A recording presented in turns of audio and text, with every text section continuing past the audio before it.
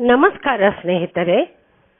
ಸಮನ್ವಯ ಸಮಿತಿ ಕನ್ನಡವೇ ಸತ್ಯ ವೇದಿಕೆ HSK ಸಮಗ್ರ ಪ್ರಬಂಧಗಳ ಅಭಿಯಾನ. ನಾನು ಗಿರಿಜಾರಾಜ್ ಓದುತ್ತಿದ್ದೇನೆ. ಪ್ರಬಂಧದ ಹೆಸರು ಕತ್ತಲೆ ಬೆಳಕು. ನಾನು ಮೊನ್ನೆ ನನ್ನ ಸ್ನೇಹಿತರೊಬ್ಬರ ಮಗಳ ಮದುವೆಗೆ ಹೋಗಿದ್ದೆ. ಮುಹೂರ್ತದ ದಿನದ ಹಿಂದಿನ ಸಂಜೆಯಿಂದಲೇ ಸಂಭ್ರಮ, ಸಡಗರ, ಅದ್ದೂರಿಯ ಆಡಂಬರ. ಗಂಡಿನ ಕಡೆಯವರ ಆಗಮನದ ಪ್ರತೀಕ್ಷೆಯಲ್ಲಿ ನನ್ನ ಸ್ನೇಹಿತರ ಮನಸ್ಸಿನಲ್ಲಿ ದುಗುಡ, ಕಾತರ. ಸ್ವಾಗತಕಾರರ ತಂಡದ ಮುಂಚೂಣಿಯಲ್ಲಿ ನನ್ನ ಸ್ನೇಹಿತರು, ಪತ್ನಿ ಸಮೇತ. ಅವರ ಕಣ್ಣು ದೂರ ದಿಗಂತದತ್ತ. ಇನ್ನೂ ಯಾಕೆ ಬರಲಿಲ್ಲವ್ವ ಹುಬ್ಬಳ್ಳಿಯವ ಎಂಬ ಬೇಂದ್ರೆ ಕವನದಂಥ ಸನ್ನಿವೇಶ. ಕೆಲವೇ ಕ್ಷಣಗಳಲ್ಲಿ ಗಂಡಿನ ಕಡೆಯವರ ತಂಡ ಹಾಜರು. ವಾಹನದಿಂದ ಒಬ್ಬೊಬ್ಬರಾಗಿ ಇಳಿದೊಡನೆ ನನ್ನ ಸ್ನೇಹಿತರು ಪತ್ನಿ ಸಮೇತ ಮುಂದೆ ಹೋಗಿ ವರನ ತಂದೆ ತಾಯಿಯರನ್ನು, ಮದುವೆಯ ಹುಡುಗನನ್ನು ಮಾತಾಡಿಸಿ ಕುಶಲ ಹೇಳಿ ಅವರ ಕೊರಳುಗಳಿಗೆ ಹಾರ ಹಾಕಿದರು. ಆಮೇಲೆ ಪರಿವಾರದ ಉಳಿದ ದೇವರುಗಳಿಗೆಲ್ಲ ಹಾರ ಸಮರ್ಪಣೆ, ನಗೆಮೊಗದ ಸ್ವಾಗತ. ಮದುವೆಯ ಛತ್ರದ ಮುಂದೆ ಬಾಗಿಲ ಬಳಿಯಲ್ಲೇ ವಿಶಾಲವಾದ ಹಂದರದ ಮೇಲೆ ಹೂವಿನ ಅಲಂಕಾರ. ಅದರ ನಡುವೆ ಗಂಡು ಹೆಣ್ಣುಗಳ ವಿವಾಹವನ್ನು ಸಾರುವ ಪುಷ್ಪಾಕ್ಷರ. ಅವು ಇಂಗ್ಲಿಷ್ನಲ್ಲೇ ಇರಬೇಕು ಎಂಬುದು ಈಗಿನ ಸಂಪ್ರದಾಯ. X weds Y. ಎಕ್ಸ್ ಎಂದರೆ ಗಂಡಿನ ಹೆಸರು, ವೈ ಹೆಣ್ಣಿನದು. ಇದನ್ನು ನೋಡಿದ ಯಾರಿಗಾದರೂ ವೈ ಎಂದರೆ ಏನೆಂದು ಕೌತುಕ ಹುಟ್ಟಬೇಕು. ಆದರೆ ಇಲ್ಲಿ ನಾನು ಎಕ್ಸ್ ವೈ ಎಂದು ಹೇಳಿದರೂ ಅವರ ನಿಜವಾದ ಹೆಸರುಗಳೇ ಬೇರೆ ಅನ್ನಿ. ಅವೇ ಅಲ್ಲಿವೆ. ಅವನ್ನು ನಾನಿಲ್ಲಿ ಹೇಳ ಬಯಸುವುದಿಲ್ಲ. ವೈ ಎಂಬುದನ್ನು ನೋಡಿ ಅದನ್ನು ಏಕೆ ಎಂದು ಕನ್ನಡಿಸಬಹುದಲ್ಲವೇ? ಏಕೆ ಎಂದರೆ ಏಕೆ ಇವರು ಮದುವೆ ಮಾಡಿಕೊಳ್ಳುತ್ತಾರೆ ಎಂದು ಕೇಳಿದಂತೆ ಅಲ್ಲವೇ?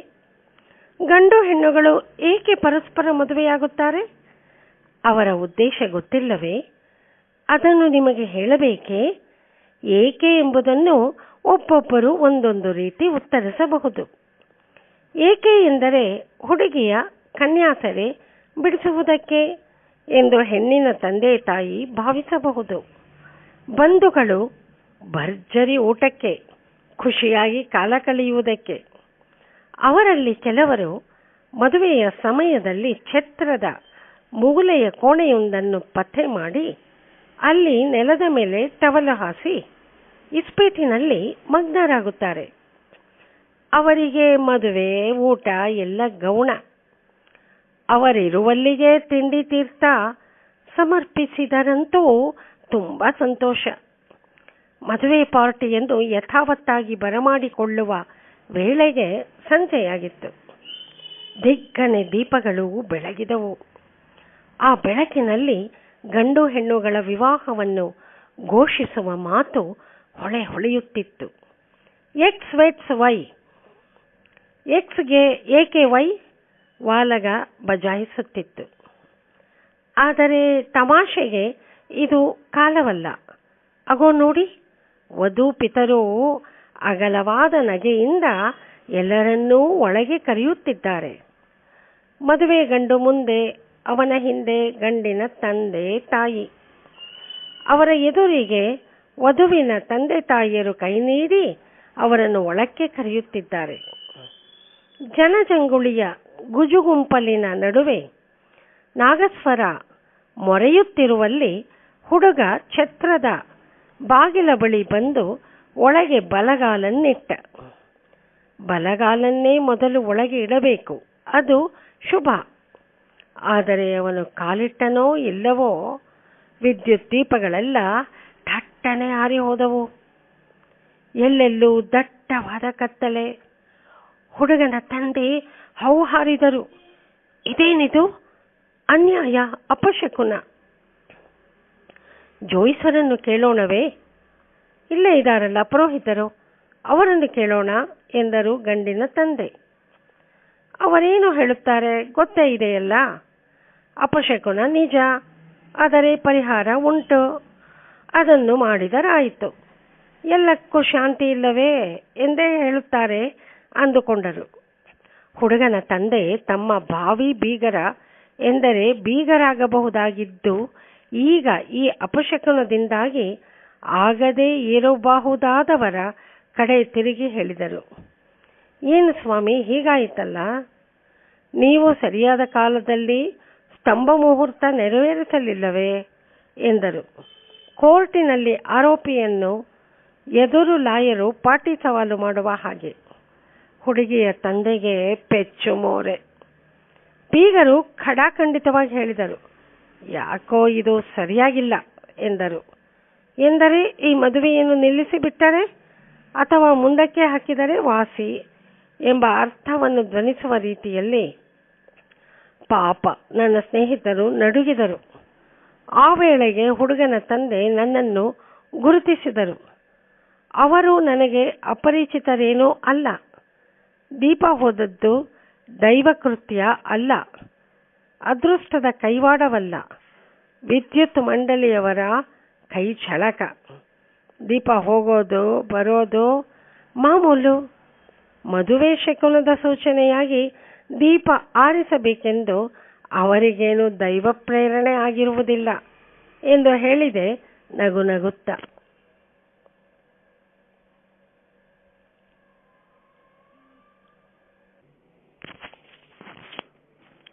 ಹಾಗಲ್ಲ ಸ್ವಾಮಿ, ಸೀರಿಯಸ್ ಆಗಿ ನೋಡಬೇಕು, ಹುಡುಗಾಟವಲ್ಲ ಎಂದು ಗದರಿಸುವ ರೀತಿಯಲ್ಲಿ ಅವರ ಪ್ರತಿಕ್ರಿಯೆ. ನನಗೆ ಇನ್ನೂ ನಗು ಬಂತು. ಹೇಗೆ ಅವರಿಗೆ ಉತ್ತರ ಹೇಳಬೇಕೆಂದು ಯೋಚಿಸುವಷ್ಟರಲ್ಲಿ ದೀಪ ಮತ್ತೆ ಬಂತು. ದಿಗ್ಗನೆ ಬೆಳಗಿತು. ವಿದ್ಯುತ್ ದೀಪಗಳ ಬೆಳಕಿನಲ್ಲಿ ವಧೂವರರ ವಿವಾಹದ ಪುಷ್ಪರೂಪಿ ಘೋಷಣೆ ಥಳಥಳಗುಟ್ಟಿತ್ತು. XY. ಇನ್ನೇನು, ದೀಪ ಬಂತಲ್ಲ, ಎಲ್ಲ ಸರಿ ಹೋಯಿತು, ನಿಶ್ಚಿಂತೆ ಎಂದು ನಾನು ಹುಡುಗನ ತಂದೆಯ ಕಡೆಗೆ ತಿರುಗಿ ಹೇಳಿದೆ. ಹುಡುಗಿಯ ತಂದೆಯೂ ನನ್ನ ಸ್ನೇಹಿತರೂ ದೈನ್ಯತೆಯಿಂದ ಮೆಲ್ಲಗೆ ನಕ್ಕರು. ದಯವಿಟ್ಟು ಮನಸ್ಸು ಬದಲಿಸಬೇಕು ಎಂದು ಹೇಳಿಕೊಳ್ಳುವ ರೀತಿಯಲ್ಲಿ. ಹುಡುಗನ ತಂದೆ ಎಂದರು. ಏನು ಅದರ ಅರ್ಥ ಎಂದುಕೊಳ್ಳುವಷ್ಟರಲ್ಲಿ ಹುಡುಗ ಮುಂದೆ ನಡೆದ. ಗಂಡಿನ ಕಡೆಯವರೆಲ್ಲ ಯಾಂತ್ರಿಕವಾಗಿ ಒಳಗೆ ಬಂದರು. ಸದ್ಯ ಗಂಡಾಂತರ ಕಳೆಯಿತು. ಆಮೇಲೆ ಮೂಡಬಹುದಾಗಿದ್ದ ವಿರಸ ಈಗಲೇ ಈ ರೀತಿಯಲ್ಲಿ ತಲೆದೋರಿ ಮರೆಯಾಯಿತಲ್ಲ ಎಂದು ಎಲ್ಲರಿಗೂ ಸಮಾಧಾನ. ಆದದ್ದೆಲ್ಲ ಒಳಿತೇ ಆಯಿತು. ನಮ್ಮ ಶ್ರೀಧರನ ಸೇವೆಗೆ ಸಾಧನ ಸಂಪತ್ತಾಯಿತು ಎಂಬ ಪುರಂದರದಾಸರ ಪದ ನೆನಪಾಯಿತು. ಮದುವೆಗೆ ಮುನ್ನಾ ದಿನದ ಸಂಜೆಯ ಆಚರಣೆಯೆಲ್ಲ ಸಾಂಗವಾಗಿ ನೆರವೇರಿತು. ನನ್ನ ಸ್ನೇಹಿತರು ಭರ್ಜರಿ ಊಟ ಏರ್ಪಡಿಸಿದ್ದರು. ತೃಪ್ತಿಯಿಂದ ತೇಗುತ್ತಾ ಎಲ್ಲರೂ ಮನೆ ಕಡೆ ಹೊರಟರು. ನನ್ನ ಮನಸ್ಸಿನಲ್ಲಿ ಯೋಚನೆಯೊಂದರ ಸುರಳಿ ಬಿಚ್ಚಿಕೊಂಡಿತು. ಗಂಭೀರವಾದ ವಿಚಾರ. ದೀಪ ಆರಿದರೆ ಅಪಶಕುನವೇ? ಯಾವ ಶಾಸ್ತ್ರದಲ್ಲಿ ಹೀಗೆ ಹೇಳಿದೆ? ನಿಜವಾಗಿ ನೋಡುವುದಾದರೆ ಪ್ರಪಂಚದಲ್ಲಿ ಕತ್ತಲೆಯೇ ಶಾಶ್ವತ, ಬೆಳಕು ನಶ್ವರ, ಚಂಚಲ. ಕತ್ತಲೆಗೆ ದೀರ್ಘಾಯಸ್ಸು. ಬರೀ ದೀರ್ಘಾಯಸ್ಸು ಅಲ್ಲ, ಅದಕ್ಕೆ ಸಾವಿಲ್ಲ, ಕೊನೆಯಿಲ್ಲ. ಅದು ಅನಾದಿ, ಅನಂತ. ಬೆಳಕಿಗೆ ಅಲ್ಪಾಯಸ್ಸು. ಕತ್ತಲೆಯನ್ನು ಮರೆ ಮಾಡುವ ಹಾಗೆ ಬೆಳಕು ವಿಜೃಂಭಿಸಿದರೂ ಕತ್ತಲನ್ನು ನಾನು ಓಡಿಸಿದ್ದೇನೆ ಎಂದು ಬೆಳಕು ಹೇಳಿಕೊಂಡರೂ ಕತ್ತಲು ಯಾವಾಗಲೂ ನಡುವೆ ನುಸುಳಿ ಬಂದು ಬೆಳಕನ್ನು ನುಂಗಿಬಿಡುತ್ತದೆ. ಕತ್ತಲ ಗರ್ಭದಲ್ಲಿ ಬೆಳಕು ಅಂತರ್ಧಾನ. ಕತ್ತಲು ಬಕಾಸುರನಂತೆ. ರಾಹುಕೇತುಗಳು ಪದೇ ಪದೇ ಬೆಳಕಿನ ಮೇಲೆ ದಾಳಿ ಮಾಡುತ್ತಿರುತ್ತವೆ. ಹಾಗೆಯೇ ಕತ್ತಲೆ. ನೀವು ನಮ್ಮನ್ನು ನಿವಾರಿಸಿಕೊಂಡೆವೆಂದು ಭಾವಿಸುತ್ತಿರುವಾಗಲೇ ನಾನು ನಿಮ್ಮ ಮೇಲೆ ಎರಗುತ್ತಿರುತ್ತೇನೆ ಎನ್ನುತ್ತದೆ ಕತ್ತಲೆ. ರಾಹುಕೇತುಗಳು ನನ್ನ ಸಂತಾನಗಳು. ಮನುಷ್ಯರಿಗೆ ಕತ್ತಲೆ ಅಂದರೆ ಏಕೆ ಅಂಜಿಕೆಯೋ, ಬೆಳಕನ್ನೇಕೆ ಅವರು ಆರಾಧಿಸುತ್ತಾರೋ ನನಗೆ ಅರ್ಥವಾಗುವುದಿಲ್ಲ. ಅಲ್ಪಾಯು ಬೆಳಕಿಗೆ ಮಂಗಳಾರತಿ. ಮಂಗಳಾರತಿಯೂ ಬೆಳಕೇ ತಾನೇ. ಅದು ಬೆಳಕಿಗೆ ಹಿಡಿದ ಇನ್ನೊಂದು ಬೆಳಕು. ಜ್ವಾಜ್ವಲ್ಯಮಾನವಾಗಿ ಉರಿದು ಬೇಗ ಆರಿ ಹೋಗುತ್ತದೆ. ಬದುಕು ಹೀಗೆಯೇ ಭೋಗದಲ್ಲಿ ಮುಳುಗಿ ಮೈ ಮರೆತ ಜೀವಕ್ಕೆ ಬಲು ಬೇಗನೆ ಅಂತ್ಯ. ಮೊಂಬತ್ತಿಯ ಎರಡು ತುದಿಗಳನ್ನು ಹೊತ್ತಿಸಿದ ಹಾಗೆ ಸ್ವಲ್ಪ ಹೊತ್ತಿಗೆ ಬೆಳಕು ನಂದಿ ಹೋಗುತ್ತದೆ. ಮತ್ತೆ ಕತ್ತಲಿನ ಸಾಮ್ರಾಜ್ಯ. ಕತ್ತಲೆಯೇ ಸುತ್ತಲೂ ಎತ್ತೆತ್ತಲು ಸರ್ವದಾ ಉಳಿಯುವುದು ಕತ್ತಲೆ. ಕತ್ತಲು ಎಂಬುದನ್ನು ಅರಿತಿದ್ದ ಮನುಷ್ಯ ಬೆಳಕಿನ ಪ್ರತಿಷ್ಠಾಪನೆಗೆ ಹಂಬಲಿಸುತ್ತಾನೆ. ನಾವು ಅಸತ್ಯದಿಂದ ಸತ್ಯದ ಎಡೆಗೂ, ಕತ್ತಲಿನಿಂದ ಬೆಳಕಿನೆಡೆಗೂ, ಮೃತ್ಯುವಿನಿಂದ ಅಮರತ್ವದೆಡೆಗೂ ಸಾಗೋಣ ಎಂಬುದು ಅವನ ನಿತ್ಯ ಪ್ರಾರ್ಥನೆ. ಸಾವಿಗೆ ಬೆನ್ನು ತಿರುಗಿಸಿ ಬದುಕಿಗೆ ಮುಖ ಮಾಡೋಣ ಎಂಬುದು ಅವನ ಆಶಯ. ಆದರೆ ಬದುಕಿನೆಡೆಗೆ ತಿರುಗಿದರೂ ನಮ್ಮ ಕಾಲು ಆ ದಿಕ್ಕಿನಲ್ಲಿ ನಮ್ಮನ್ನು ಎಲ್ಲಿಗೆ ಕರೆದೊಯ್ಯುತ್ತದೆ? ಬದುಕಿನ ಆ ಅಂಚಿನಲ್ಲೂ ಸಾವೇ ತಾನೆ. ಇಡೀ ಬದುಕೇ ಸಾವಿನೆಡೆಗೆ ಸಾಗಿದ ನಿರಂತರ ಯಾತ್ರೆ. ಹುಟ್ಟಿದ ಮಗುವಿಗೆ ತೊಟ್ಟಿಲು ಹೆಣೆಯುವವನು ಚಟ್ಟಕ್ಕೆ ಬೇಕಾಗುವ ಬೊಂಬನ್ನೂ ಕೊಡುತ್ತಾನೆ. ಅಂತೆಯೇ ಕವಿ ಹೇಳುತ್ತಾರೆ, ತೊಟ್ಟಿಲಂಗಡಿಯಲ್ಲಿ ಬೊಂಬು ಪೂರಾ ಅಗ್ಗ. ಬೆಳಕು ಕೊನೆಗೊಳ್ಳುವುದು ಕತ್ತಲಲ್ಲೇ. ಕತ್ತಲಿಂದ ಬಂದು ಬೆಳಕಿನೊಂದಿಗೆ ಪತಂಗ ಚೆಲ್ಲಾಟ ಆಡುವಂತೆ ಜೀವವು ಬೆಳಕಿನೊಂದಿಗೆ ರಾಸಕ್ರೀಡೆಯಲ್ಲಿ ತೊಡಗಿ ಕೊನೆಗೆ ಕತ್ತಲಲ್ಲಿ ಕಣ್ಣು ಮುಚ್ಚಿಕೊಳ್ಳುತ್ತದೆ. ಬೆಳಕು ಹೇಳದೆ ಕೇಳದೆ ಹಾರಿ ಹೋಗುತ್ತದೆ. ಕತ್ತಲಿನ ಗರ್ಭದಲ್ಲಿ ಉದಿಸಿ ಕತ್ತಲಿನ ಗರ್ಭದಲ್ಲೇ ಮತ್ತೆ ಅಡಗಿ ಹೋಗುತ್ತದೆ. ಅಂತೆಯೇ ಹೇಳುತ್ತಾನೆ ಕವಿ ಖಯ್ಯಾಮ್.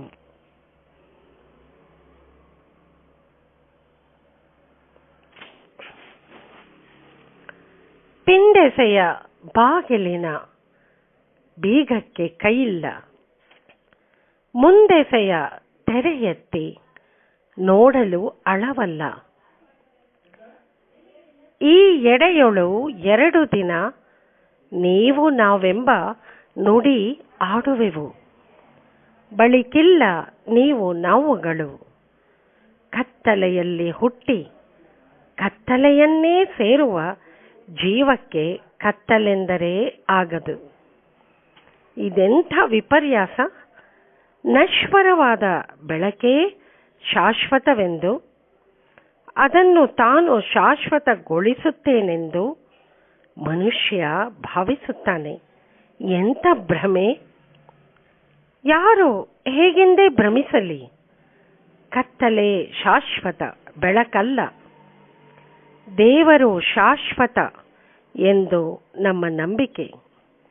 ಕತ್ತಲು ಶಾಶ್ವತವಾದ್ದರಿಂದ ಅದೇ ದೇವರು. ದೇವರ ಮುಂದೆ ಮಂಗಳಾರತಿಯನ್ನು ಹಿಡಿದು ಬೆಳಗುತ್ತಾರೆ ಭಕ್ತರು. ಏಕೆ?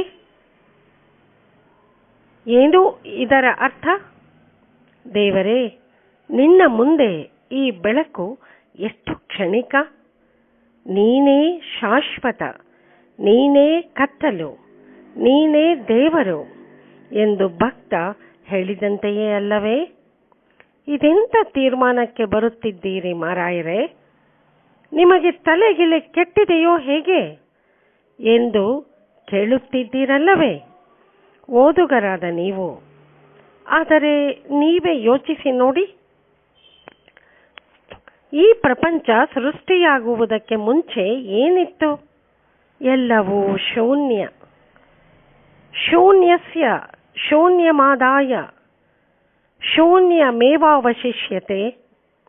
ಶೂನ್ಯದಿಂದ ಶೂನ್ಯವನ್ನು ತೆಗೆದರೆ ಉಳಿಯುವುದು ಶೂನ್ಯವೇ. ಸೊನ್ನೆಯಲ್ಲಿ ಸೊನ್ನೆ ಕಳೆದರೆ ಉಳಿಯುವುದು ಸೊನ್ನೆ. ಸೊನ್ನೆಗೆ ಸೊನ್ನೆ ಸೇರಿಸಿದರೆ ಸೊನ್ನೆ. ಸೊನ್ನೆಯನ್ನು ಯಾವುದರಿಂದಲೇ ಗುಣಿಸಿ ಅದನ್ನು ಯಾವುದರಿಂದಲೇ ಭಾಗಿಸಿ ಲಭ್ಯವಾಗುವುದು ಸೊನ್ನೆಯೇ. ಶೂನ್ಯಮಿದಂ ಶೂನ್ಯಾತ್ ಶೂನ್ಯಂ. ಶೂನ್ಯ ಎಂದರೆ ಏನೂ ಇಲ್ಲದ್ದು. ಸೊನ್ನೆ ಎಂದರೂ ಅದೇ. ಸೊನ್ನೆಗೆ ಆದಿಯಿಲ್ಲ, ಅಂತ್ಯವಿಲ್ಲ. ಪೂರ್ಣ ಎಂಬುದು ಸೊನ್ನೆಯೇ. ಮೊದಲಿಲ್ಲದ, ಕೊನೆಯಿಲ್ಲದ ಅನಂತತೆ. ಪೂರ್ಣಸ್ಯ ಪೂರ್ಣಮಾದಾಯ ಪೂರ್ಣಮೇವಾವಶಿಷ್ಯತೆ. ಶೂನ್ಯ, ಸೊನ್ನೆ, ಪೂರ್ಣ ಎಲ್ಲ ಒಂದೇ. ಅಂತೂ ಆದಿಯಲ್ಲಿ ಎಲ್ಲವೂ ಶೂನ್ಯ, ಏನೂ ಇಲ್ಲದ ಸ್ಥಿತಿ. ಪೂರ್ಣ ಸೊನ್ನೆ, ನಿರಾಮಯ, ಕತ್ತಲೋ ಕತ್ತಲು. ಆಗ ಸಂಭವಿಸಿತು ಒಂದು ಮಹಾಸ್ಫೋಟ, ಮಹಾಭಾಜಣೆ, ಬಿಗ್ ಬ್ಯಾಂಗ್. ದೇವರು ಹೇಳಿದನಂತೆ, ಲೆಟ್ ದೇರ್ ಬಿ ಲೈಟ್. ಬೆಳಕುಂಟಾಗಲಿ, ದೂರ ಸಾಗಲಿ, ದೂರ ತೀರಕ್ಕೆ ಸೇರಲಿ. ಥಟ್ಟನೆ ಬೆಳಗಿತು ಬೆಳಕು. ಹಬ್ಬಿತು ಆಕಾಶ, ವಿಸ್ತಾರ ದೂರ. ಆದರೆ ದೂರ ತೀರಕ್ಕೆ ಸಾಗಿತೆ ಬೆಳಕು. ದೂರಕ್ಕೆ ತೀರ ಎಲ್ಲಿದೆ? ದೂರ ಪಾರ ಮಾರ್ಗಮಶಕ್ಯಂ. ದೂರದ ತೀರ ಸೇರುವುದು ಎಂಥವರಿಗೂ ಅಶಕ್ಯ, ಅಸಾಧ್ಯ. ಅಂತೆಯೇ ವಿಶ್ವ ಸಾಗುತ್ತಲೇ ಇದೆ, ಹಿಗ್ಗುತ್ತಲೇ ಇದೆ, ದೂರ ದೂರ. ಆ ದೂರದ ತೀರದ ಆಚೆಗೆ ಅನೂಹ್ಯ ಅಂಧಕಾರ. ಕತ್ತಲೋ ಕತ್ತಲು. ಮೊದಲು ಕತ್ತಲು, ಕೊನೆಗೂ ಕತ್ತಲು. ಯೋಚಿಸಿದಷ್ಟು ಗಂಭೀರ ಗಂಭೀರ. ಆಗಿಲ್ಲ, ಹೋಗಿಲ್ಲ, ಮೇಗಿಲ್ಲ, ತಳಗಿಲ್ಲ, ತಾಗಿಲ್ಲ, ತಪ್ಪು ತಡೆಯಿಲ್ಲ, ಏನೂ ಇಲ್ಲ. ಇದ್ದರೂ ಇಲ್ಲ, ಇಲ್ಲದಿದ್ದರೂ ಇಲ್ಲ. ಏನಾದರೂ ಇದ್ದಿದ್ದರೆ ತಾನೇ ಇಲ್ಲ ಎಂಬುದಕ್ಕೆ ಅರ್ಥ. ಇದೆ ಎಂಬ ಶಬ್ದವಿದ್ದರೆ ಅದರ ನಿಷೇಧಾರ್ಥಕ ಪದವೇ ಇಲ್ಲ ಎಂಬುದು. ಇದೆ ಎಂಬುದು ಇಲ್ಲ ಎಂದಾದರೆ ಎಲ್ಲವೂ ಇಲ್ಲದೆಡೆಯಲ್ಲಿ ಇಲ್ಲ ಎಂಬುದು ಬರೀ ಶಬ್ದದ ಆಡಂಬರ. ನಮ್ಮ ಈ ಎಲ್ಲ ವಿಚಾರದ ಫಲಶ್ರುತಿ ಏನು? ದೇವರು ಜ್ಯೋತಿ ಸ್ವರೂಪಿಯಲ್ಲ. ಬೆಳಕು ಅಶಾಶ್ವತ, ಕತ್ತಲು ಶಾಶ್ವತ. ಶಾಶ್ವತನಾದ ದೇವರು ಕತ್ತಲು ರೂಪಿ, ಏಕೆಂದರೆ ಕತ್ತಲೇ ಶಾಶ್ವತ. ಇದು ನಾನು ಹೇಳುವ ಮಾತೇನೂ ಅಲ್ಲ. ಸುಮಾರು 2500 ವರ್ಷಗಳ ಹಿಂದೆ ಇದ್ದ ಹೆರಾಕ್ಸಿಟಸ್ ಎಂಬ ಗ್ರೀಕ್ ತತ್ವಜ್ಞಾನಿಯ ಪ್ರಕಾರ ದೇವರು ಕತ್ತಲು ರೂಪಿ. ಆದಿಯಿಂದಲೂ ಇರುವಂಥದ್ದು ಕತ್ತಲೆಯೇ. ಬೆಳಕು ಆಮೇಲೆ ಬಂದದ್ದು, ಆಗಂತುಕ. ಅದು ಬಂದು ಬಂದು ಹೋಗುತ್ತದೆ. ಮದುವೆ ಮನೆಯಲ್ಲಿ ವಿದ್ಯುತ್ ದೀಪ ಬಂದು ಹೋಗಿ ಮಾಡುವಂತೆ. ತಾನು ಶಾಶ್ವತವಾಗಬೇಕೆಂದು ಬೆಳಕಿನ ವ್ಯರ್ಥ ಪ್ರಯತ್ನ. ಬೆಳಕಿನ ಉತ್ಪತ್ತಿಗಾಗಿ, ಅದನ್ನು ಸ್ಥಿರಗೊಳಿಸುವುದಕ್ಕಾಗಿ ಹಣ ಖರ್ಚು ಮಾಡಬೇಕು. ಆದರೇನು ಫಲ? ನೀರ ಬೊಬ್ಬುಳಿಗೆ ಕಬ್ಬಿಣದ ಕಟ್ಟು ಹಾಕಿದ ಹಾಗೆ ಅದು ಯಾವಾಗಲೋ ಟಪ್ಪೆಂದು ಬಿಡುತ್ತದೆ. ಪಟಪಟಿಸುವ ಜೀವದಂತೆ ಹೋಗುವ ಜೀವವನ್ನು ಉಳಿಸಿಕೊಳ್ಳಲು ಎಷ್ಟೊಂದು ಶ್ರಮ, ಎಷ್ಟೊಂದು ಖರ್ಚು. ಆದರೂ ನಂಬದಿರು, ಈ ಜೀವ, ಈ ಬೆಳಕು ನಿತ್ಯವಲ್ಲ. ಕತ್ತಲಿಗೆ ಖರ್ಚಿಲ್ಲ, ವೆಚ್ಚವಿಲ್ಲ. ಅದು ಪುಕ್ಕಟೆ, ಧಾರಾಳ. ಬೆಳಕು ಮುಗಿದ ಮೇಲೆ ಬ್ಯಾಟರಿ ಒಳಗಿನ ಸೆಲ್ಲು ಖಾಲಿ ಖಾಲಿ. ಅದನ್ನು ಬಿಸಾಡಿ ಬೇರೆ ಸೆಲ್ಲು ತೊಡಗಿಸಿಕೊಳ್ಳಬೇಕು. ಹಳತಾಗಿ ಹರಿದ ಉಡುಪನ್ನು ಬಿಸಾಡಿ ಹೊಸದನ್ನು ಧರಿಸಿದ ಹಾಗೆ. ಆದರೆ ಒಂದಿಲ್ಲೊಂದು ದಿನ ಅದು ಜೀರ್ಣಶೀರ್ಣ, ತ್ಯಾಜ್ಯ, ಖಾಯಮ್ಮಾಗಿ ಉಳಿಯುವುದು ಬ್ಯಾಟರಿ ಒಳಗಿನ ಕತ್ತಲು ಮಾತ್ರ. ಬೆಳಕನ್ನೋಡಿಸಿ ಕತ್ತಲು ಬರುವುದಿಲ್ಲ. ಅದು ಬರೀ ಭ್ರಾಂತಿ. ಬೆಳಕು ಇಲ್ಲವಾಗುವಾಗ ಕತ್ತಲು ಹೀಗೆ ಹೇಳುತ್ತದೆ, ಹೆದರಬೇಡ, ನಾನಿದ್ದೇನೆ, ನೋಡಿಕೊಳ್ಳುತ್ತೇನೆ. ಬೆಳಕಿಗೆ ಕ್ಷಯರೋಗ, ಕತ್ತಲು ಅಕ್ಷಯ. ಹಿಗ್ಗುವ, ಕುಗ್ಗುವ, ಕೊನೆಗೆ ಪೂರ್ತಿ ಕರಗಿ ಹೋಗುವ ಚಂದ್ರನ ಬೆಳಕು ಈ ಸತ್ಯವನ್ನೇ ಸಾರುತ್ತದೆ.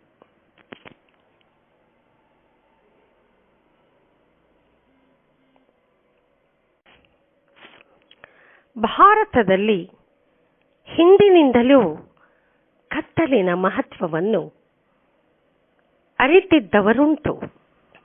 ನಮ್ಮ ಋಷಿಗಳು ತಪಸ್ಸು ಮಾಡುತ್ತಿದ್ದದ್ದು ಗುಹೆಗಳ ಒಳಗೆ, ಅಂಧಕಾರದ ಮಧ್ಯೆ, ಪ್ರಜ್ವಲಿಸುವ ಸೂರ್ಯನ ಬಿಸಿಲಿನ ಅಡಿಯಲ್ಲ.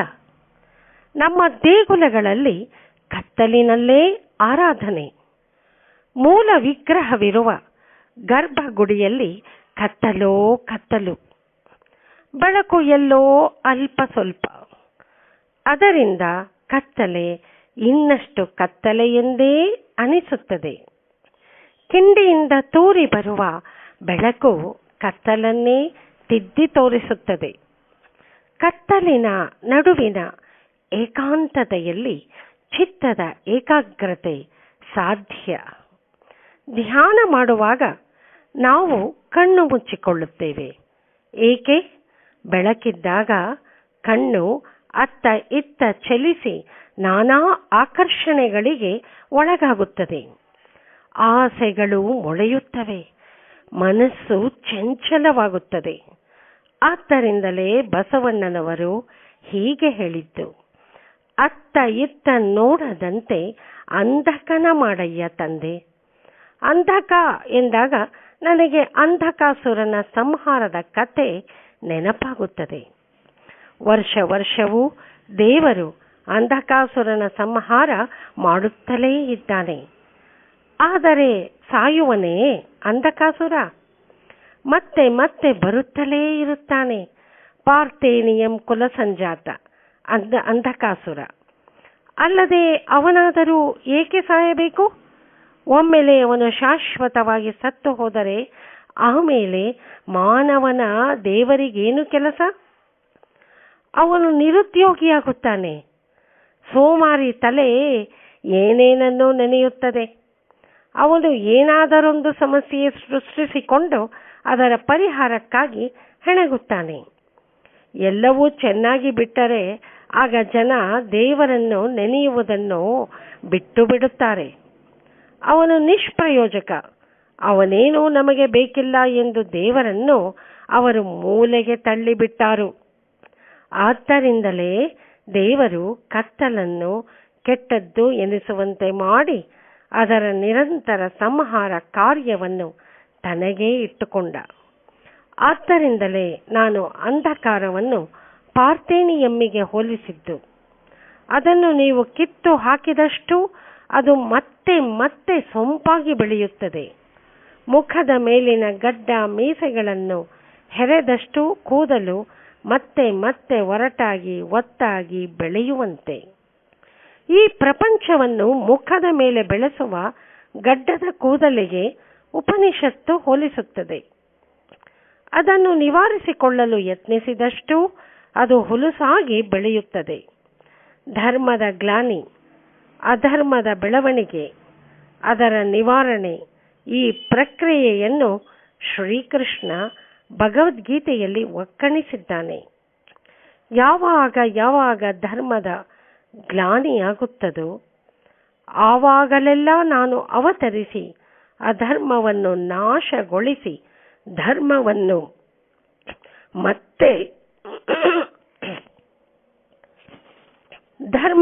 ಮತ್ತೆ ಸಂಸ್ಥಾಪಿಸುತ್ತೇನೆ ಎಂದು ಭರವಸೆ ನೀಡುತ್ತಾನೆ. ಇದೆಲ್ಲ ಬರೀ ನಾಟಕ ಎನಿಸುತ್ತದೆ ನನಗೆ. ಸರ್ವಶಕ್ತನಾದ ಭಗವಂತನಿಗೆ ಅಧರ್ಮವನ್ನು ಶಾಶ್ವತವಾಗಿ ಕೊನೆಗೊಳಿಸುವುದು ಸಾಧ್ಯವಿಲ್ಲವೇ?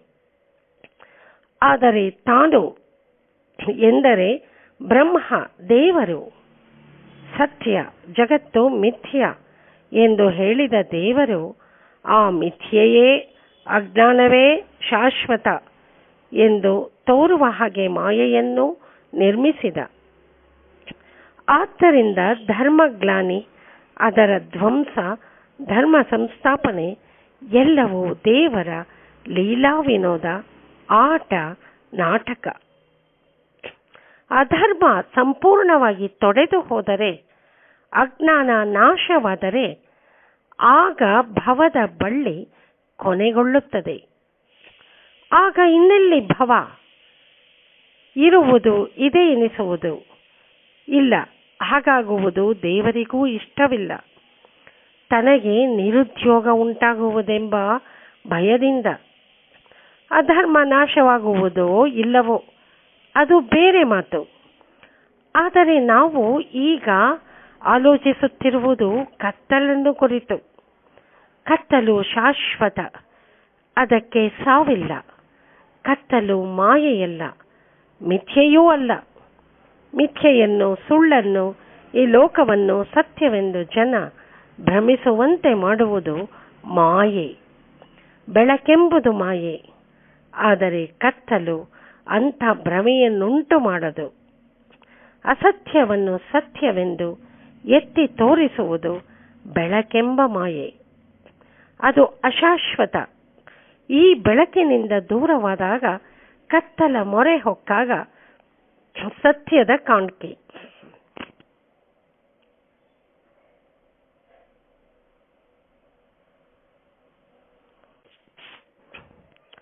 ಕತ್ತಲು ಶಾಶ್ವತ, ಅದೇ ದೇವರು ಎಂದು ಹೇಳಿದೆ ನಾನು.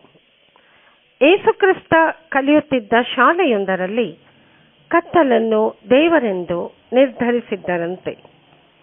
ನಮ್ಮ ದೇವಾಲಯಗಳ ಶಿಲ್ಪಿಗಳು ಋಷಿ ಸಂಜಾತರು, ಕತ್ತಲ ಆರಾಧಕರು. ಆದ್ದರಿಂದಲೇ ದೇವರನ್ನು ಕತ್ತಲಿನಲ್ಲೇ ನೆಟ್ಟರು. ಶ್ರೀಕೃಷ್ಣ ಜನಿಸಿದ್ದು ಕತ್ತಲಿನಲ್ಲೇ, ಕಾರಾಗೃಹದಲ್ಲಿ. ಅವನನ್ನು ಅಲ್ಲಿಂದ ಗೋಕುಲಕ್ಕೆ ಗುಟ್ಟಾಗಿ ಸಾಗಿಸಿದ್ದು ಕತ್ತಲಿನ ನಡುರಾತ್ರಿಯಲ್ಲಿ. ಕೃಷ್ಣ ಪಕ್ಷದ ಅಷ್ಟಮಿಯ ರಾತ್ರಿಯಲ್ಲಿ ಕೃಷ್ಣನಿಗೆ ಬೆಂಗಾವಲಾಗಿ ನಿಂತದ್ದು ಕತ್ತಲೆಯೇ ಹೊರತು ಬೆಳಕಲ್ಲ. ಬೆಳಕಿನಲ್ಲಿ ಮಗುವಿನ ಪತ್ತೆಯಾಗಿ ಬಿಡುತ್ತಿತ್ತು. ಯಾರ ಕಣ್ಣಿಗೆ ಕಾಣಬೇಕು ಅವರಿಗೆ ಮಾತ್ರ ಕೃಷ್ಣ ಕಾಣುವಂತೆ ಮಾಡಿದ್ದು ಕತ್ತಲೆಯ ಪ್ರತಾಪ. ಅದರ ಪ್ರಯತ್ನವೇ ಕೃಷ್ಣನನ್ನು ರಕ್ಷಿಸಿದ್ದು. ಜೊರೋ ಎಂದು ಸುರಿಯುತ್ತಿದ್ದ ಮಳೆಯೂ ಕತ್ತಲೆಗೆ ಆ ಸಮಯದಲ್ಲಿ ನೆರವು ನೀಡಿತು.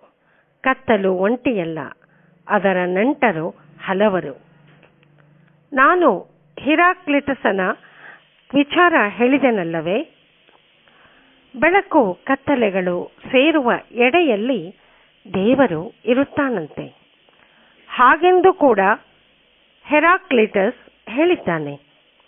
ನಮ್ಮ ದೇವರಿಗೂ ಹೆರಾಕ್ಲಿಟಸ್ ಹೇಳಿರುವ ಈ ಮಾತು ಕೇಳಿಸಿದ್ದಿರಬೇಕು ಅಥವಾ ತಿಳಿದಿದ್ದಿರಬೇಕು.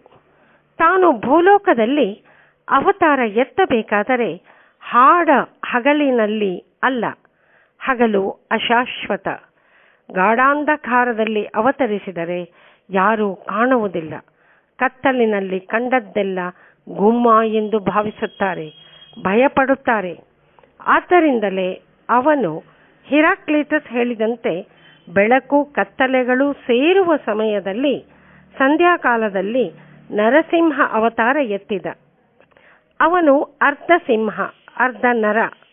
ಅವನು ಸೀಳಿದ ಕಂಬದಿಂದ ಹೊರಬಂದಾಗ ಥಟ್ಟನೆ ಅವನು ಹಿರಣ್ಯಕಶಿಪುವನ್ನು ಎತ್ತಿಕೊಂಡು ಹೋಗಿ ಹೊಸಿಲ ಮೇಲೆ ಭೂಮಿ ಆಕಾಶಗಳ ನಡುವಿನ ಸೀಮೆಯಲ್ಲಿ ಅವನನ್ನು ಸಂಹರಿಸಿದ.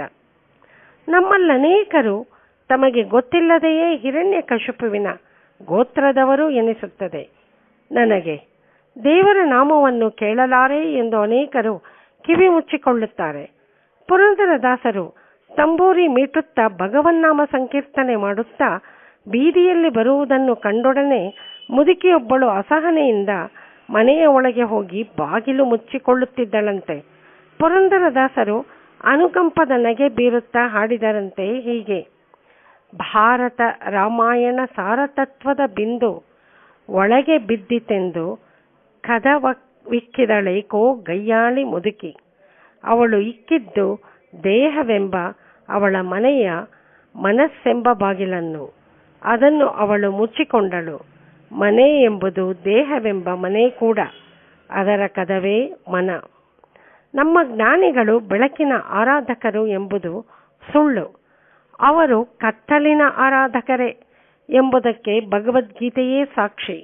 ಎಲ್ಲ ಭೂತಗಳಿಗೂ ಎಂದರೆ ಎಲ್ಲ ಜೀವಿಗಳಿಗೂ ಯಾವುದು ನಿಶೆಯೋ ರಾತ್ರಿಯೋ ಕತ್ತಲೋ ಅದು ಜ್ಞಾನಿಗಳಿಗೆ ಹಗಲು. ಆಗ ಅವರು ಜಾಗೃತರಾಗಿರುತ್ತಾರೆ. ಜೀವಿಗಳು ಯಾವಾಗ ಎಚ್ಚರವಾಗಿರುತ್ತವೋ ಆಗ ಜ್ಞಾನಿಗಳಿಗೆ ಕತ್ತಲು. ಎಂದರೆ ಎಲ್ಲರಿಗೂ ಕತ್ತಲು ಎನಿಸುವುದು ಜ್ಞಾನಿಗಳಿಗೆ ಬೆಳಕು.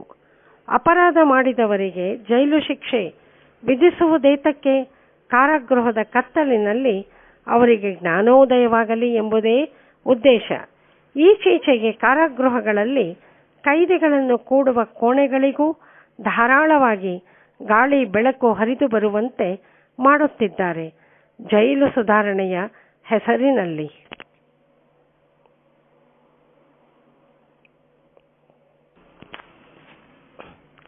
ಆದರೆ ಅದರ ಪರಿಣಾಮವೇನು ಯೋಚಿಸಿದ್ದಾರೆಯೇ? ಅಪರಾಧಿಗಳು ಜ್ಞಾನಿಗಳಾಗಿ ಪರಿವರ್ತನೆ ಹೊಂದುವ ಅವಕಾಶ ಇಲ್ಲದಂತಾಗುತ್ತದೆ. ಇದು ನಿಜವಾದ ಸುಧಾರಣೆಯೇ ಎಂಬುದನ್ನು ನಮ್ಮ ಅಧಿಕಾರಿಗಳು ಯೋಚಿಸಬೇಕು. ಹೀಗೆಂದರೆ ಅಪರಾಧಿಗಳೆಂದು ಶಿಕ್ಷೆಗೆ ಒಳಗಾದವರಿಗೆ ಗಾಳಿ ಬೆಳಕು ಬರಬಾರದೆಂದಲ್ಲ. ಅದನ್ನೆಲ್ಲ ಧಾರಾಳವಾಗಿ ಒದಗಿಸಲಿ. ಆದರೆ 1-2 ಗಂಟೆ ಅವರು ಕತ್ತಲಿನಲ್ಲಿ ಕುಳಿತು ಧ್ಯಾನಾಸಕ್ತರಾಗಲಿ. ಆಗ ಬೆಳಕಿಲ್ಲದಿದ್ದರೂ ಗಾಳಿ ಧಾರಾಳವಾಗಿ ಬರುತ್ತಿರಲಿಲ್ಲ.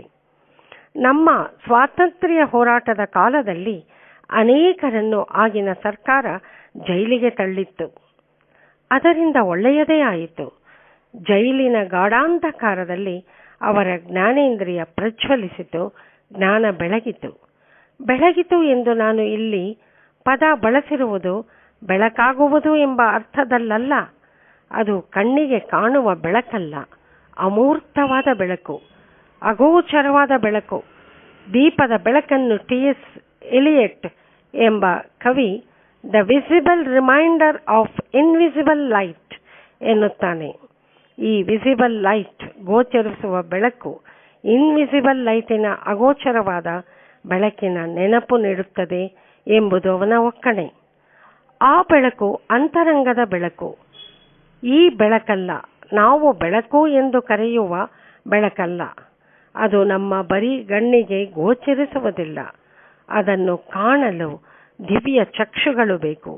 ಶ್ರೀಕೃಷ್ಣ ಅರ್ಜುನನಿಗೆ ನೀಡಿದಂಥ ಕಣ್ಣುಗಳು ಬೇಕು, ನಮ್ಮ ಭೌತಿಕವಾದ ಕಣ್ಣುಗಳಲ್ಲ.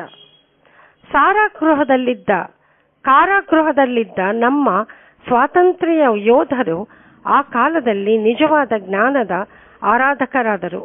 ಅನೇಕ ಮಹತ್ವದ ಗ್ರಂಥಗಳನ್ನು ರಚಿಸಿದರು, ದರ್ಶನವನ್ನು ನೀಡಿದರು. ಕಾರಾಗೃಹದ ಕತ್ತಲಿನಲ್ಲಿ ಕೃಷ್ಣನ ಜನನವಾದಂತೆ ಅನೇಕ ಕೃತಿಗಳು ಜನಿಸಿದವು. ಇದೇನು ಸಾಮಾನ್ಯವಾದ ಕೊಡುಗೆಯೇ? ಕಾರಾಗೃಹಗಳು ಆಗ ಇವರಿಗೆ ಜ್ಞಾನ ದೇಗುಲಗಳೇ ಆಗಿ ಪರಿಣಮಿಸಿದವು. ಜನಕ್ಕೆ ಕತ್ತಲೆ ಎಂದರೆ ಭಯವಿರುವುದರಿಂದಲೇ, ಕತ್ತಲೆಯ ಬಣ್ಣ ಕಪ್ಪಾಗಿರುವುದರಿಂದಲೇ ಕಪ್ಪು ಅವರಿಗೆ ಆಗದು.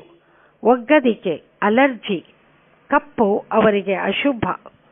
ಬಿಳುಪು ಸತ್ಯ ಸ್ವರೂಪ, ಶುಭ ಎಂದು ಅವರ ನಂಬಿಕೆ. ವಿರೋಧ ಸೂಚಿಸಲು ಕಪ್ಪಿನ ಬಳಕೆ. ತೋಳಿಗೆ ಕಪ್ಪು ಪಟ್ಟಿ ಕಟ್ಟಿಕೊಂಡು ಪ್ರದರ್ಶಿಸುವುದು ಪ್ರತಿಭಟನೆಯ ವಿಧಾನ. ಯಾರಾದರೂ ಸತ್ತ ಸುದ್ದಿ ತಿಳಿಸಬೇಕಾದರೆ ಪತ್ರಿಕೆಯಲ್ಲಿ ಆ ಸುದ್ದಿಯ ಸುತ್ತ ಕಪ್ಪಂಚು ಅಚ್ಚು ಮಾಡುವುದುಂಟು. ಸಾವಿನ ಶೋಕಪತ್ರಕ್ಕೂ ಕಪ್ಪು ಚೌಕಟ್ಟು. ನೀಗ್ರೋ ಜನ ಕಪ್ಪು, ಆದ್ದರಿಂದ ಅವರು ಅಸ್ಪೃಶ್ಯರು. ಅವರನ್ನು ಪ್ರತ್ಯೇಕಿಸಬೇಕು, ದೂರ ಇಡಬೇಕು. ಅಪಾರ್ಥೈಡ್. ಕಳ್ಳರು, ಕೊಲೆಗಾರರು ಅಪರಾಧದಲ್ಲಿ ತೊಡಗುವಾಗ ಮುಖಕ್ಕೆ ಮುಖವಾಡ ಧರಿಸಿಕೊಳ್ಳುತ್ತಾರೆ. ಕಣ್ಣುಗಳ ಭಾಗ ವಿನಾ ಉಳಿದ ಭಾಗವನ್ನು ಕಪ್ಪು ವಸ್ತ್ರದಿಂದ ಮರೆ ಮಾಡುವುದು ಮಾಮೂಲು. ಆದರೆ ವಾಸ್ತವವಾಗಿ ಕಪ್ಪಿನ ಅಂದ ಇತರ ಬಣ್ಣಗಳಿಗಿಲ್ಲ. ಚಿತ್ರದ ಅಂದವನ್ನು ಒಂದು ಮಸಿ ನುಂಗಿ ಹಾಕುತ್ತದೆ ಎನ್ನುತ್ತಾರೆ. ಆದರೆ ಆ ಭಾವನೆ ಶುದ್ಧಾಂಗ ಸುಳ್ಳು. ಕಪ್ಪನ್ನು ಎಲ್ಲಿ ಬಳಸಬೇಕೋ ಅಲ್ಲಿ ಬಳಸಬೇಕು. ಮಗುವಿಗೆ ದೃಷ್ಟಿಯಾಗಿದೆ ಎಂದು ಕೆನ್ನೆಯ ಮೇಲೆ ಕಪ್ಪು ಚುಕ್ಕೆ ಇಡುತ್ತಾರೆ. ಕೆಟ್ಟ ಕಣ್ಣುಗಳ ದೃಷ್ಟಿಯನ್ನು ಕಪ್ಪು ತೊಡೆದು ಹಾಕುತ್ತದೆ. ಕೃಷ್ಣ ಕಪ್ಪಂತೆ. ಕೃಷ್ಣವರ್ಣವೆಂದರೆ ಕಪ್ಪು ಬಣ್ಣ. ಕೃಷ್ಣನಷ್ಟು ಸುಂದರ ಪುರುಷರು ಯಾರಿದ್ದಾರೆ? ಗೋಪಿಯರೆಲ್ಲ ಕೃಷ್ಣನ ಚೆಲುವಿಗೆ ಮಾರು ಹೋಗಿದ್ದರು. ಕಾಗೆ ಕಪ್ಪೆಂಬ ಕಾರಣಕ್ಕಾಗಿ ಅದನ್ನು ಕಂಡರೆ ಹಲವರಿಗೆ ಆಗದು. ಕೋಗಿಲೆಗೂ ಕಾಗೆಯ ಬಣ್ಣವೇ. ಅದರ ಧ್ವನಿಗೆ ಮಾರು ಹೋಗಿ ಅದರ ಕಪ್ಪನ್ನು ಮರೆಯುತ್ತಾರೆ. ಕೋಕಿಲಾದೇವಿ ಎಂದು ತಮ್ಮ ಹೆಣ್ಣು ಮಕ್ಕಳಿಗೆ ಹೆಸರಿಡುತ್ತಾರೆ. ಆದರೆ ಸುಶ್ರಾವ್ಯವಾಗಿ ಕೂಗುವುದು ಗಂಡು ಕೋಗಿಲೆಯೇ ಹೊರತು ಹೆಣ್ಣಲ್ಲ. ಹೆಣ್ಣು ಕೋಗಿಲೆ ಕಿಚಪಚ ಎಂದಷ್ಟೇ ಧ್ವನಿ ಮಾಡುತ್ತದೆ. ಅದರ ಕೂಗು ಕರ್ಕಶವಾದ್ದರಿಂದ ಅದನ್ನೇಕೆ ಕಾಗೆಯನ್ನಿಡುವಂತೆ ದೂರ ಇಡುವುದಿಲ್ಲ? ಹೆಣ್ಣಿಗೊಂದು ನೀತಿ, ಗಂಡಿಗೊಂದು ನೀತಿ ಎನ್ನೋಣವೇ?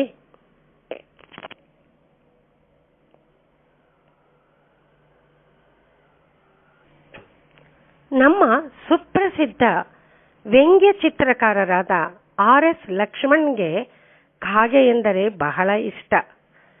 ಅದರ ನಾನಾ ಚಿತ್ರಗಳನ್ನು ಅವರು ರಚಿಸಿದ್ದಾರೆ. ಸ್ವರೂಪವೋ ಕುರೂಪವೋ ಎನ್ನುವುದು ವಸ್ತುವಿನಲ್ಲಿಲ್ಲ, ಅದಿರುವುದು ನೋಡುವ ಕಣ್ಣಿನಲ್ಲಿ. ಲಕ್ಷ್ಮಣ್ ಅವರು ಕಪ್ಪಿನ ಆರಾಧಕರು ಎನ್ನಬಹುದಲ್ಲವೇ? ಕಪ್ಪು ಅಶುಭವಲ್ಲ, ಸರ್ವ ದೋಷ ಪರಿಹಾರಕ, ಸೌಂದರ್ಯವರ್ಧಕ. ಮಕ್ಕಳ ಹಣೆಯ ಮೇಲೆ ಶೋಭಿಸುವುದು ಕಪ್ಪು ತಿಲಕ.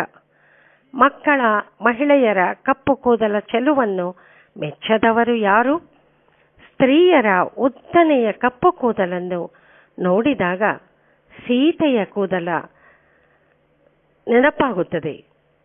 ರಾವಣನ ಲಂಕಾಪುರಿಯ ಅಶೋಕವನದಲ್ಲಿ ರಾಮನ ವಿಯೋಗದಿಂದ ದುಃಖಿತಳಾದ ಸೀತಾ ಒಮ್ಮೆ ತನ್ನ ಉದ್ದನೆಯ ಕಪ್ಪು ಕೂದಲನ್ನು ಕೊರಳಿಗೆ ಬಿಗಿದುಕೊಂಡು ಪ್ರಾಣತ್ಯಾಗ ಮಾಡಬೇಕೆಂದು ನಿಶ್ಚಯಿಸಿದ್ದಳು. ಕಾವಲಿದ್ದವರಲ್ಲಿ ಒಬ್ಬಳು ಒಳ್ಳೆಯವಳು. ಅವಳಿಂದಾಗಿ ಸೀತೆ ಆತ್ಮಹತ್ಯೆ ಮಾಡಿಕೊಳ್ಳಲಿಲ್ಲ. ಕಪ್ಪು ಆಶೀರ್ವದಿಸಿರಬೇಕು. ಅನಂತರ ಆಂಜನೇಯ ಬಂದ, ಶುಭವಾರ್ತೆ ತಂದ. ರಾಮ ಬಂದು ರಾವಣನನ್ನು ಕೊಂದು ಸೀತೆಯನ್ನು ಬಿಡುಗಡೆಗೊಳಿಸುವುದಾಗಿ ಹೇಳಿದ. ಕಪ್ಪು ಕೂದಲು ಸುಂದರವಷ್ಟೇ ಅಲ್ಲ, ಪ್ರಾಣ ಉಳಿಸುವ, ಮಾನವನ್ನುಳಿಸುವ ಸಾಧನವಾಗುತ್ತದೆ ಕೂಡ. ಬೆಳ್ಳಂಬೆಳುಪು ಸುಂದರವೆನಿಸುವುದಕ್ಕೆ ಅದರ ಬೆಡಗನ್ನೂ ಚೆಲುವನ್ನೂ ಎತ್ತಿ ತೋರಿಸುವುದು, ಅದನ್ನು ಇನ್ನಷ್ಟು ಚೆಲುವಾಗಿ ಮಾಡುವುದು ಕಪ್ಪೇ. ತಲೆಗೂದಲಿನಂತೆ ಹೆಣ್ಣಿನ ಹುಬ್ಬು ಕಪ್ಪು, ಕಣ್ಣಿನ ರೆಪ್ಪೆ ಕಪ್ಪು. ಹೆಣ್ಣು ಕಣ್ಣಿಗೆ ಕಾಡಿಗೆ ಹಚ್ಚಿದರೆ ಅದರಷ್ಟು ಮೋಹಕವಾದ್ದು ಬೇರಾವುದೂ ಇಲ್ಲ. ಅದೊಂದು ಸಂಮೋಹನಾಸ್ತ್ರ. ಗಂಡು ಹೆಣ್ಣಿನ ಸೆರೆಗೆ ಒಳಪಡಿಸುವ ಸಾಮರ್ಥ್ಯ ಅದಕ್ಕುಂಟು. ಜಾದೂಗಾರನ ಯಕ್ಷಿಣಿ ಪ್ರದರ್ಶನ ಒಂದು ಕಣ್ಕಟ್ಟು ಮಾಯೆ. ಹೆಣ್ಣಿನ ಕಣ್ಣಿನ ಕಪ್ಪು ಜಾದೂಗಾರನದನ್ನೂ ಮೀರಿಸುವಂಥದ್ದು. ಕಣ್ಕಪ್ಪಿನ ಮುಂದೆ ಕಣ್ಕಟ್ಟು ಏನು ಮಾಡೀತು? ದೇವರಿಗೆ ಕಪ್ಪೇ ಇಷ್ಟ. ಕಪ್ಪೇ ಸೌಂದರ್ಯ ಸಾಧಕ, ಸೌಂದರ್ಯವರ್ಧಕ ಎಂಬುದಕ್ಕೆ ಇನ್ನೊಂದು ದೃಷ್ಟಾಂತವನ್ನು ನೀಡಬಹುದು. ನಮ್ಮ ದೇವಾಲಯಗಳಲ್ಲಿರುವ ದೇವರ ವಿಗ್ರಹಗಳು ಕಪ್ಪು ಶಿಲೆಯಲ್ಲಿ ಕಡೆದಂಥವು.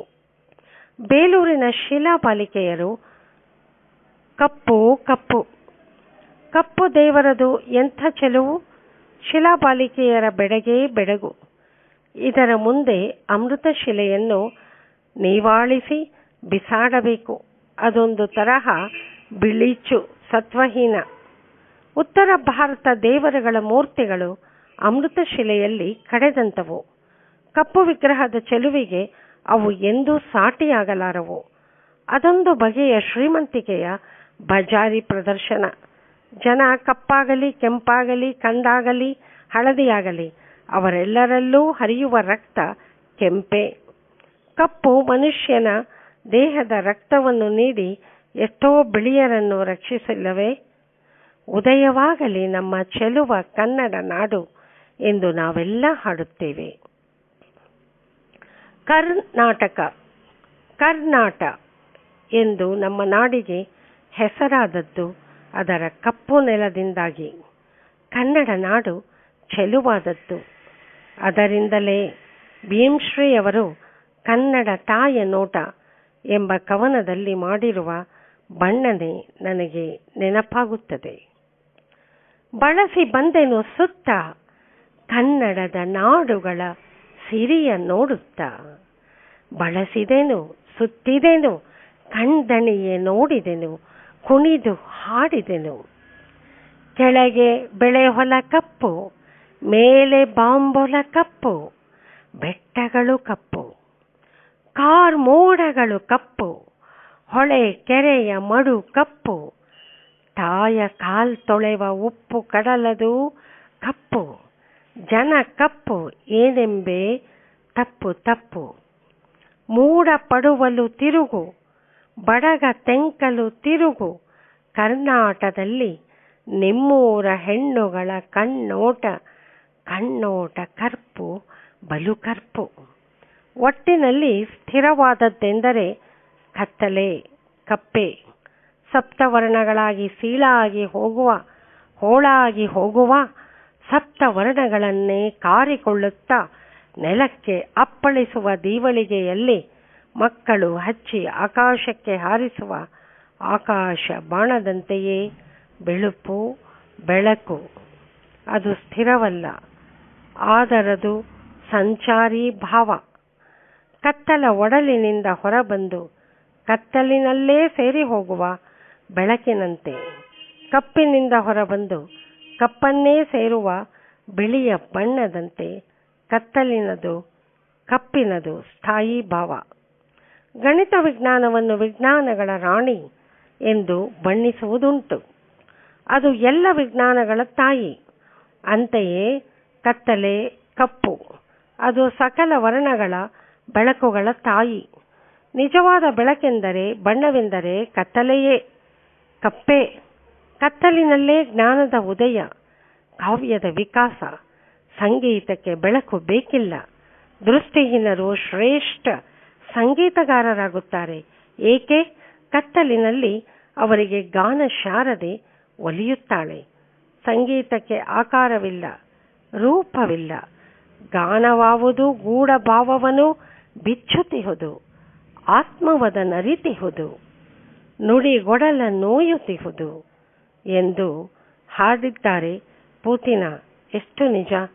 ನನ್ನ ಸ್ನೇಹಿತರ ಮನೆಯ ಮದುವೆಯ ಸಂದರ್ಭದಲ್ಲಿ ವಿದ್ಯುತ್ತಿನ ಬೆಳಕು ಹೋದದ್ದರಿಂದ ನಿಜವಾದ ಬೆಳಕನ್ನು ಜ್ಞಾನವನ್ನು ಅರಸುತ್ತ ಮನೆ ಕಡೆಗೆ ಹೋಗುತ್ತಿದ್ದಾಗ ನನಗೆ ಈ ದಿವ್ಯ ದರ್ಶನವಾಯಿತು. ನನ್ನ ಸ್ನೇಹಿತರಿಗೂ ವಿದ್ಯುತ್ ಶಕ್ತಿ ಮಂಡಳಿಗೂ ನಮೋ. ತಿಳಿಯದೆಯೋ ವಿದ್ಯುತ್ತು ನಿಂತು ಹೋದದ್ದರಿಂದಲೇ ನನ್ನ ಈ ವಿಚಾರದ ಹುಡುಕಾಟ ಸಾಧ್ಯವಾಯಿತು. ಮುಂಜಾನೆ ಮುಳುಗುವ ಒಂಟಿ ನಕ್ಷತ್ರ ಜ್ಞಾನವನ್ನರಸುತ್ತಾ ಸಾಗುವ ಹಾಗೆ ನಾವು ಜ್ಞಾನಾನ್ವೇಷಕರಾಗಬೇಕು. ಅದಕ್ಕಾಗಿ ಸಾಧನೆ ಮಾಡಬೇಕು, ತಡಕಾಡಬೇಕು, ಸೋಲನ್ನೆಂದು ಒಪ್ಪಬಾರದು ಎನ್ನುತ್ತಾನೆ ಇಂಗ್ಲಿಷ್ ಕವಿಯೊಬ್ಬ. ಸೋಲಪ್ಪದೆ ಏನನ್ನೂ ಪರೀಕ್ಷಿಸದೆ ಒಪ್ಪಿಕೊಳ್ಳದೆ ಕತ್ತಲ ಹಾದಿಯಲ್ಲಿ ತಡಕಾಡುತ್ತಾ ನಡೆದ ನಾನು ಮನೆ ತಲುಪುವ ವೇಳೆಗೆ ಹೀಗೆಲ್ಲ ಯೋಚಿಸಿದೆ. ನಿಮಗೆ, ವಾಚಕರಾದ ನಿಮಗೆ ಇದನ್ನೊಪ್ಪಿಸುತ್ತಿದ್ದೇನೆ. ಇದನ್ನೊಪ್ಪುವುದು ಬಿಡುವುದು ನಿಮಗೆ ಸೇರಿದ್ದು. ಹಾಲಲ್ಲದ್ದಿ ನೀರಲ್ಲೊದ್ದಿ ಲಿಟ್ಮಸ್ ಪರೀಕ್ಷೆಗೆ ಒಡ್ಡಿ ಅಗ್ನಿ ಸಂಸ್ಕಾರವನ್ನಾದರೂ ಮಾಡಿ. ನನಗೇನು ಚಿಂತೆ ಇಲ್ಲ, ಉಳಿಯುವುದು ಕಪ್ಪು ಕತ್ತಲೆಯೇ. ಒಪ್ಪುವಿರಿ ತಾನೇ? ನಮಸ್ಕಾರ.